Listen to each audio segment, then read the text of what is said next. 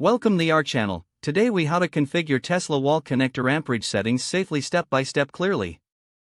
To configure the Tesla wall connector amperage settings safely, begin by ensuring you have the latest version of the Tesla app installed on your smartphone.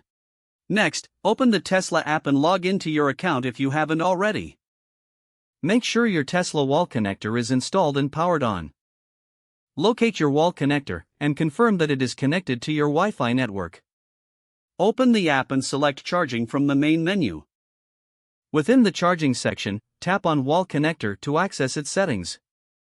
You will see the option for amperage settings on this page. Before changing the amperage, ensure that your electrical system can handle the new settings. Consult your electrician or refer to the specifications of your home's electrical panel for this information. Select the current amperage setting to see the available options for adjustment. Choose the desired amperage setting that matches your electrical system's capacity. After selecting your preferred amperage, click on the Save button to apply the changes.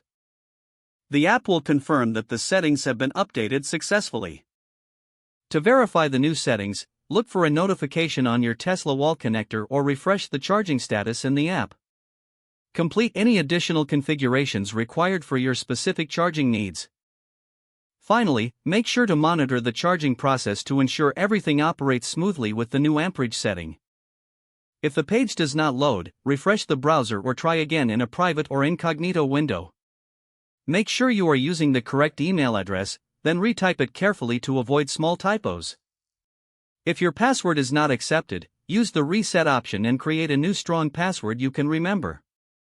Check your spam folder for verification or security emails, then complete any requested confirmation steps. Enable two-factor authentication if available to improve account security and reduce unauthorized access risk. After signing in, review your profile details so your contact information and settings are accurate and current. If you see an error message, note it down and try again after restarting your device and internet connection. Log out when you finish, especially on shared devices, to keep your account and payment information secure. If the page does not load, refresh the browser or try again in a private or incognito window. Make sure you are using the correct email address, then retype it carefully to avoid small typos. If your password is not accepted, use the reset option and create a new strong password you can remember. Check your spam folder for verification or security emails, then complete any requested confirmation steps. Don't forget to like this video and subscribe to our channel for more step-by-step tech guides.